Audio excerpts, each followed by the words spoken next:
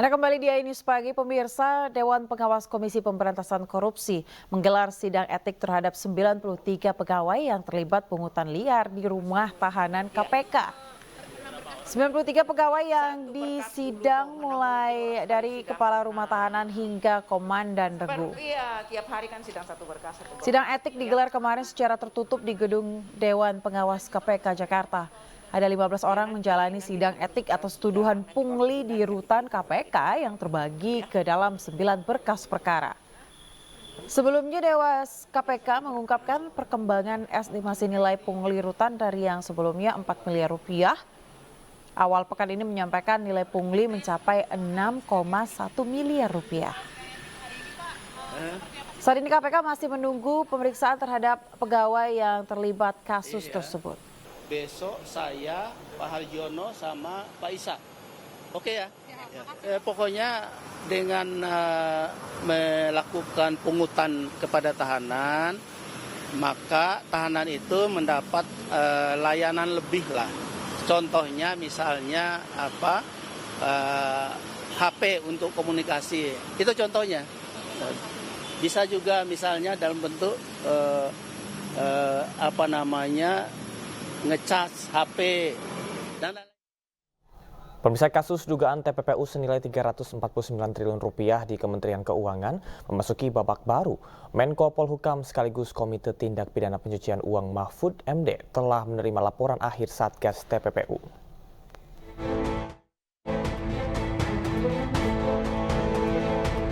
Kasus dugaan tindak pidana pencucian uang senilai 349 triliun rupiah di lingkungan Kementerian Keuangan memasuki babak baru. Menko Polhukam yang juga Ketua Komite TPPU Mahfud MD menyampaikan telah menerima laporan akhir Satgas TPPU.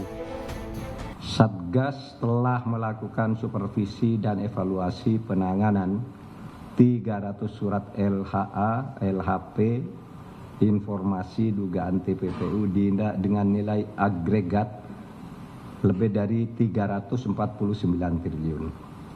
300 surat LHA, LHP informasi seluruhnya telah dibahas secara sistematis dalam Satgas TPPU dengan melibatkan 12 orang tim ahli yang terdiri dari para akademisi dan para tokoh yang concern dalam pemberantasan TPPU bersama Dirjen, sekarang hadir nih Dirjen Bea Cukai dan Diaban Cukai, kemudian Dirjen Pajak, Kejaksaan, Kepolisian, dan KPK. Dalam perjalanan mengungkapkan kasus TPPU itu, 8 pegawai Kemenq diberhentikan karena diduga terlibat. Satgas TPPU juga mendalami pihak Kemenq yang mengeluarkan disreksi kebijakan yang dinilai menghambat penyelesaian transaksi janggal dengan nilai agregat 349 triliun rupiah. Tim Liputan iNews melaporkan.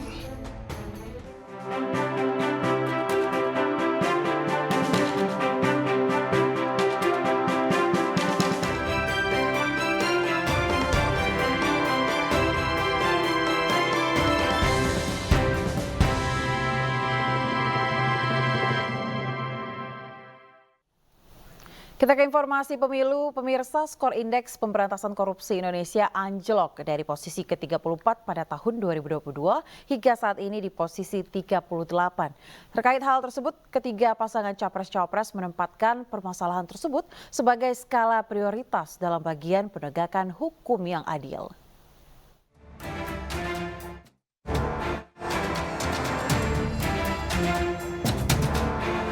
Pemberantasan korupsi menjadi salah satu poin yang penting dibahas saat debat capres. Bahkan ketiga pasangan menempatkan hal tersebut sebagai skala prioritas dalam bagian penegakan hukum yang adil. Pemberantasan korupsi menjadi salah satu isu yang paling disorot imbas sejumlah faktor. Yang paling menonjol, skor indeks pemberantasan korupsi Indonesia 2022 anjlok ke 34 dari 38. Pasangan capres Anies Baswedan Muhaimin Iskandar memasukkan pemberantasan korupsi ke dalam misi ke-8. Kami mendedikasikan diri, hadir untuk memberikan komitmen bahwa dari puncak sampai ke bawah kami akan tegakkan hukum pada siapa saja. Kami kembalikan marwah kehidupan bernegara yang menempatkan hukum sebagai tempat yang paling tinggi. Pasangan Amin memiliki 7 poin utama dalam hal pemberantasan korupsi, di antaranya menekan tingkat korupsi melalui perbaikan skor IPK Indonesia, mengembalikan peran-peran KPK dalam pemberantasan korupsi yang independen serta memasukkan budaya anti korupsi dalam kurikulum pendidikan nasional.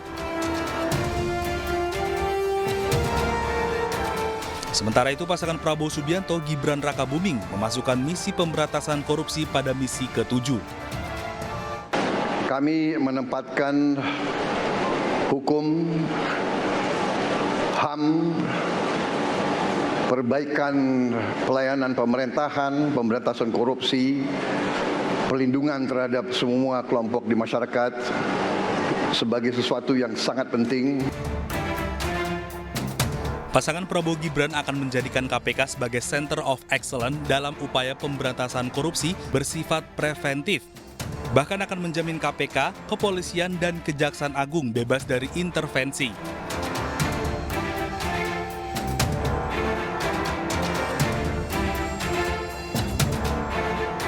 Sementara itu, pemberantasan korupsi juga menjadi fokus utama bagi paslon nomor 3 Ganjar Pranowo Mahfud MD. Semua ini bisa berjalan kalau kemudian pemerintahnya bersih, pemerintahannya bisa akomodatif, dan kita sikat korupsi itu tidak dengan kata-kata, dengan keseriusan. Melalui misi Gerak Cepat, Ganjar Mahfud akan mempercepat pembangunan manusia Indonesia unggul yang berkualitas, produktif, dan berkepribadian, hingga mempercepat pelaksanaan demokrasi substantif, penghormatan HAM, supremasi hukum yang berkeadilan. Tim Liputan iNews melaporkan. Pemirsa, indeks persepsi korupsi Indonesia pada 2022 merosot tajam dengan skor 34 dan berada di peringkat 110 dari 180 negara. Penurunan indeks persepsi korupsi di Indonesia seiring dengan pejabat publik yang terseret kasus korupsi dan juga hukum.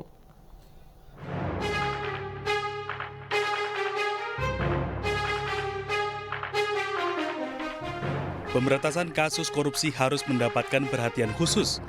Pasalnya, berdasarkan indeks persepsi korupsi di Indonesia cenderung turun dalam kurun waktu 5 tahun terakhir. Penurunan indeks persepsi korupsi di Indonesia seiring dengan pejabat publik yang terseret kasus korupsi dan hukum.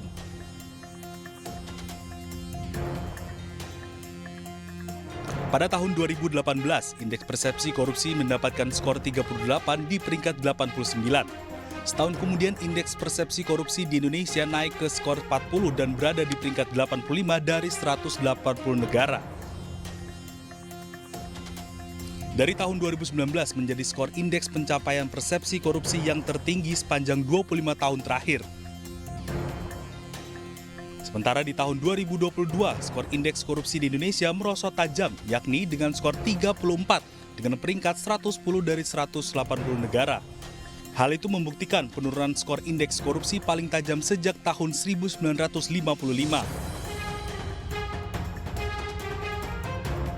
Penurunan skor indeks persepsi di Indonesia seiring dengan banyaknya pejabat publik yang terseret kasus korupsi dan juga hukum. Pemirsa, Komisi Pemberantasan Korupsi mengundang calon presiden dan calon wakil presiden 2024 untuk adu gagasan dalam pemberantasan korupsi. Capres-Cawapres 2024 juga diminta berkomitmen dalam upaya pemberantasan korupsi.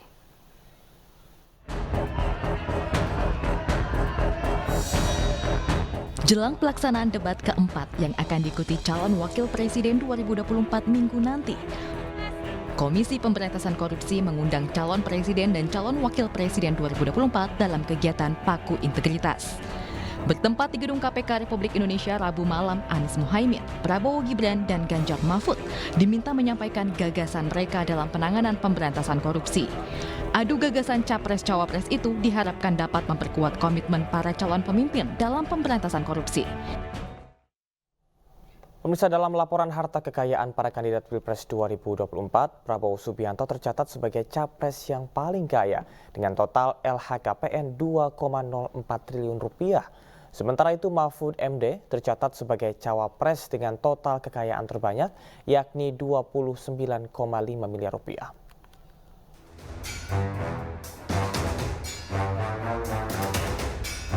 Komisi Pemberantasan Korupsi telah memasukkan data laporan harta kekayaan pasangan calon presiden dan calon wakil presiden 2024. Dalam laporan harta kekayaan yang terdaftar di Komisi Pemberantasan Korupsi, Capres nomor urut 1 Anies Baswedan tercatat memiliki harta sebanyak 11,7 miliar rupiah. Sedangkan Capres nomor urut 2 Prabowo Subianto memiliki kekayaan sebesar 2,04 triliun rupiah.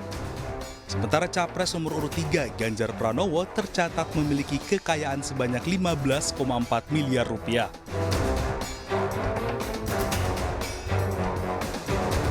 Untuk calon presiden, Cawapres nomor urut 1 Muhaimin Iskandar tercatat memiliki kekayaan 25,9 miliar rupiah. Cawapres nomor urut 2 Gibran Rakabuming memiliki kekayaan sebanyak 25,5 miliar. Sedangkan Cawapres nomor urut 3 Mahfud MD tercatat memiliki kekayaan 29,5 miliar rupiah. Berdasarkan Peraturan KPU nomor 19 tahun 2023 tentang pencalonan peserta pemilu presiden dan wakil presiden, KPU mengumumkan hasil kekayaan masing-masing calon di situs LHKPN KPK RI. Tim Liputan iNews melaporkan. Sementara itu pemirsa, calon presiden nomor urut 1 Anies Baswedan berkomitmen untuk mengembalikan marwah KPK. Anies menyebut salah satu upaya berantas korupsi adalah dengan cara memiskinkan koruptor. Melihat perlunya kita menuntaskan undang-undang atau RUU perampasan aset. Koruptor harus dimiskinkan, tidak ada pilihan lain. Tadi disampaikan tentang Corruption Perception Index yang menurun, SPI, IPAK yang tadi ditunjukkan. Kami melihat ada problem yang amat serius di dalam kepercayaan publik terhadap pemberantasan korupsi. Yang itu juga tercermin. Bulan lalu ada survei CSIS terhadap lembaga-lembaga pemerintahan, dan di antara lembaga pemerintahan paling rendah kepercayaan adalah DPR, dan di atas DPR adalah KPK. Justru KPK bukan lembaga yang paling dipercaya, tapi termasuk lembaga yang paling rendah kepercayaannya. Karena itu kami ke depan berkomitmen untuk bisa melaksanakan beberapa hal. Pertama adalah mengembalikan kepercayaan publik, mengembalikan KPK menjadi institusi yang memiliki kekuatan dan memiliki kemampuan untuk menindak seluruh tindakan pelanggaran korupsi. Dan ini dari aspek apa? Satu, undang-undangnya. Kita ingin mengembalikan agar KPK berwibawa lagi secara. Sementara itu, paslon nomor urut 2 Prabowo Gibran menyatakan akan komit memerangi korupsi. Salah satu cara realistis yang dapat dilakukan jika Prabowo Gibran terpilih, maka ia akan memperhatikan kualitas hidup para pemegang keputusan besar dengan menaikkan gaji. Direksi perusahaan swasta, bahkan perusahaan BUMN, gajinya jauh lebih besar dari Panglima TNI, dari dirjen-dirjen, dari menteri-menteri yang memegang anggaran negara yang triliunan. Ini saya kira harus kita mendekatinya secara realistis. Ini keyakinan saya. Jadi kita perbaiki kualitas hidup, kita tingkatkan gaji-gaji semua pejabat, semua penyelenggara negara. Kita mampu. Saya sudah hitung dengan tim pakar saya, Indonesia negara kaya bukan negara miskin. Kita mampu, kita tingkatkan kualitas hidupnya, kita jamin kualitas hidupnya dengan berbagai sistem. Dengan demikian kita tegakkan semua undang-undang yang perlu ditegakkan. Bila perlu pembuktian terbalik, tidak perlu kita tunggu delik pengaduan. Tetapi seorang pejabat yang mau menjabat jabatan penting harus transparan, harus bisa dilihat. Karena itu saya sangat dukung LHKPN untuk Ya pemirsa, dalam pidato komitmennya paslon nomor urut 3 Ganjar Mahfud bercerita adanya rumor bahwa Ganjar Mahfud akan melibas pengusaha. Ganjar mengonfirmasi justru akan memberikan kepastian hukum agar mereka lebih nyaman berusaha. Saya bertemu dengan pengusaha, awalnya terjadi cerita atau rumor bahwa ya kalau Pak Ganjar dengan Pak Mahfud jangan-jangan ini dilibas semuanya ini. Lalu kami mengkonfirmasi kepada para pengusaha, benarkah kejadian itu, benarkah perasaan itu yang Anda rasakan? Tidak, Pak. Kalau kami berusaha dan ada kepastian hukum, maka pada saat itulah sebenarnya kenyamanan kami akan terjaga. Kami hanya memberikan contoh saja, bahwa komitmen itu ditunjukkan dengan evidence base, dengan sebuah KPK menggelar program penguatan anti korupsi untuk penyelenggaraan berintegritas dengan melibatkan ketiga pasangan calon presiden dan wakil presiden. Diharapkan dengan program Paku Integritas KPK akan menguatkan komitmen para pejabat untuk tidak korupsi.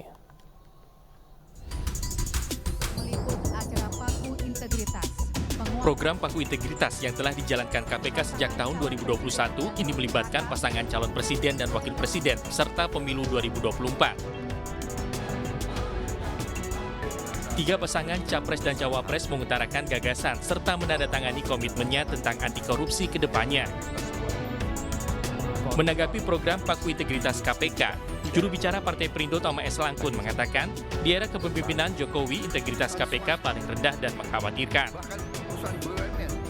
Ya, dan IPK kita tahun ini, atau di 2023 kemarin, itu kan sebetulnya dalam 2 periodenya Pak Jokowi yang paling rendah. Ini artinya situasinya sudah memprihatinkan. Maka dari itu komitmen hari ini itu menjadi penting untuk ditagih janji di kemudian hari. Nah, kalau kemudian dari paslon kita, ya pasangan Ganjar Mahfud, saya secara pribadi tentu menilai bahwa pasangan ini merupakan pasangan yang paling paripurna. Kinerjanya Mas Ganjar di saat menjadi gubernur, dia satu-satunya kepala daerah itu yang kemudian membuat kurikulum anti korupsi di tingkat sekolah. Prof. Mahfud sendiri bicara soal kiprah, uang ratusan triliun yang kemudian dia sebutkan banyak yang hilang, hari ini Prof. Mahfud menjadi kepala Satgas yang kemudian punya fokus untuk memulangkan hal tersebut ke negara kita.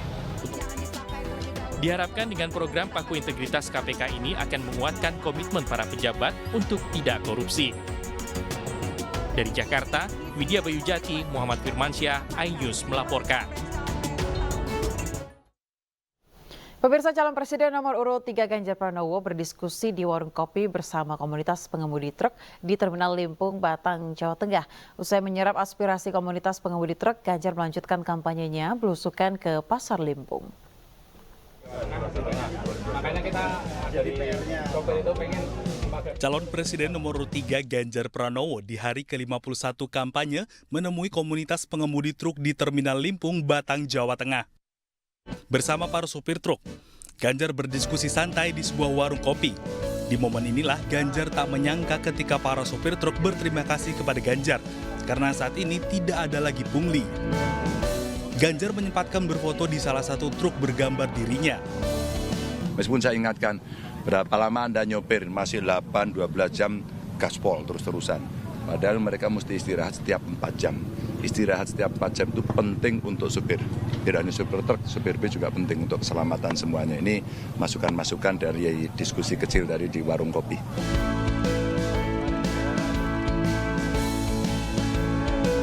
Usai menyerap aspirasi komunitas pengemudi truk, Ganjar melanjutkan kampanyenya belusukan ke Pasar Limpung. Ganjar mengecek stabilitas harga bahan pokok dan pangan. Ganjar juga bercanda dengan para ibu-ibu di pasar. Seorang ibu di Pasar Limpung menghampiri Ganjar dan memeluknya. Ganjar juga berjanji akan meningkatkan kesejahteraan para pedagang pasar. Dari Batang, Ismalia Pandu Priyo, iNews melaporkan. Istri Capres Ganjar Pranowo, Siti Atikoh Supriyanti berolahraga bersama relawan Ganjar Mahfud di Kota Manado. Siti Atikoh terlihat luwes saat senam ceria bersama pendukung.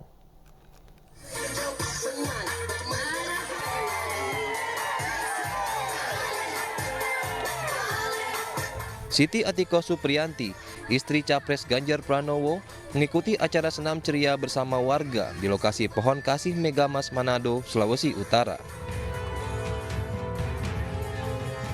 Diikuti dengan ratusan para pendukungnya, Siti Atikoh terlihat luwes bergoyang bersama sambil sesekali mengacungkan 3 jari. Dalam sambutannya, Siti Atikoh menegaskan bahwa program Bansos akan terus dilanjutkan Ganjar Mahfud, bahkan akan ditambah penerimanya.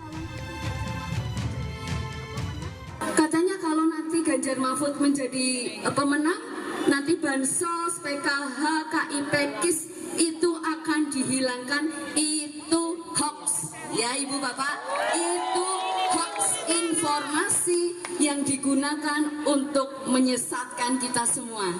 Justru Ganjar Mahfud itu akan terus meningkatkan program-program yang pro rakyat, akan mengoptimalkan dan menambah jumlah penerima. Selain itu, Siti Atikoh juga mengencarkan program KTP Sakti, yakni 1 kartu untuk semua program pemerintah. Usai berolahraga, Siti Atikoh melayani warga untuk bersuah foto bersama. Dari Manado, Sulawesi Utara, Jeffrey Langi, iNews melaporkan. Calon Presiden nomor urut 1 Anies Baswedan pemirsa melakukan kampanye di Kabupaten Bone, Sulawesi Selatan. Dalam kampanyenya kali ini, Anies didampingi Wapres Republik Indonesia ke-10 dan 12 Yusuf Kala. Bahkan Anies sempat menikmati sarapan di kediaman Yusuf Kala.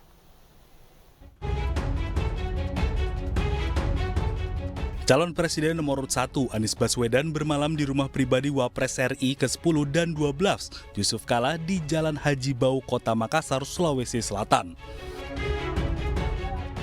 Sebelum bertolak ke kampung halaman JK di Kabupaten Bone untuk berkampanye, Anies terlebih dahulu menikmati suguhan sarapan pagi dari JK dengan menu coto Makassar dan nasi kuning. Selama di Sulsel, Anies Baswedan akan didampingi Yusuf Kala melakukan roadshow kampanye dengan menemui simpatisan di lapangan sepak bola Kecamatan Cina, Kabupaten Bone, lalu mengunjungi pondok pesantren di Mangkoso di Kabupaten Baru.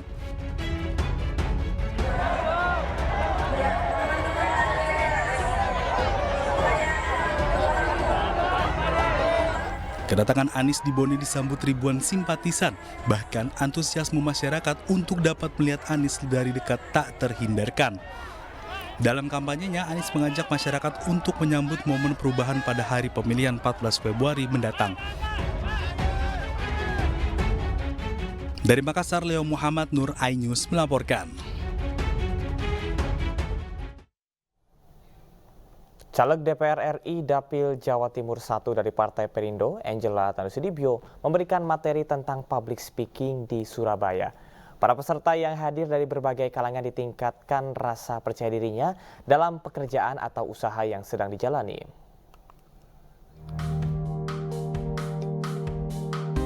Tokoh perempuan muda dan energik dari Partai Perindo, Angela Tanusudibyo, menjadi pembicara dan pemateri dalam workshop public speaking yang digelar di Surabaya, Jawa Timur. Dihadiri para peserta dari berbagai kalangan, caleg DPR RI Dapil Jawa Timur 1 ini memberikan tips dan kiat khusus agar rasa percaya meningkat saat berbicara. Tentu banyak sekali yang saya dapatkan, tidak hanya bisa menyaksikan Mbak Angela dan bagaimana Mbak Angela menyampaikan visi misi dan segala macamnya, tapi saya juga mendapatkan ilmu baru tentang public speaking. Saya belajar bagaimana menguasai audiens, menguasai panggung dan lain sebagainya. Komunikasi ini adalah hal yang sangat penting. Jadi bagaimana berkomunikasi kepada customer, tapi juga komunikasi kepada siapapun. Jadi supaya substansinya itu bisa tersampaikan dengan baik dan bisa meningkatkan value dari apa yang mereka kerjakan. Dalam kegiatan ini, Angela yang juga Wakil Ketua Umum Partai Perindo bidang ekonomi digital dan kreatif mensosialisasikan visi misi Partai Perindo dalam membangun bangsa dan negara. Peserta juga disosialisasikan tata cara pencoblosan surat suara yang benar pada saat pemilu 2024 mendatang. Dari Surabaya, Jawa Timur, Yuda Prawira, iNews melaporkan. Pemirsa, Dewan Pers menggelar rapat bersama 3 tim sukses pasangan calon presiden dan wakil presiden pemilu 2024 untuk merumuskan tujuan gelaran deklarasi kemerdekaan pers. Deklarasi digelar untuk memastikan setiap pasangan calon pemimpin memiliki komitmen atas kemerdekaan pers di Indonesia.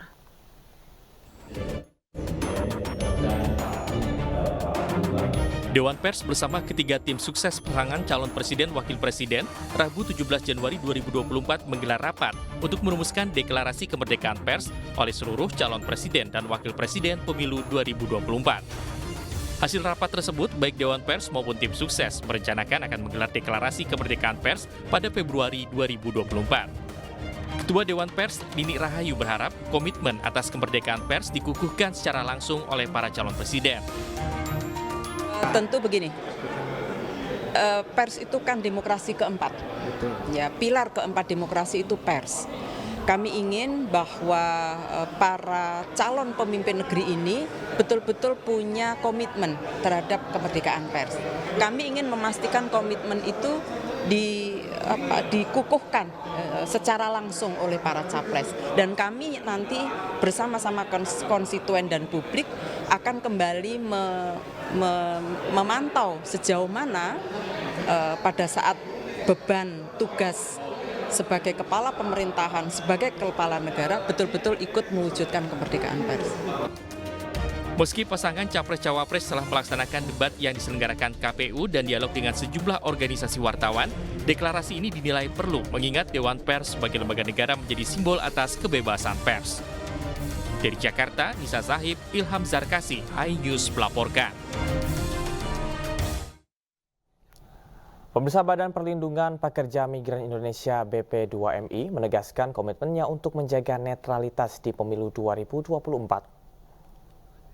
Kepala Badan Perlindungan Pekerja Migran Indonesia BP2MI Beni Ramdhani membuka rapat kerja teknis yang turut dihadiri mantan RB Abdullah Azwar Anas.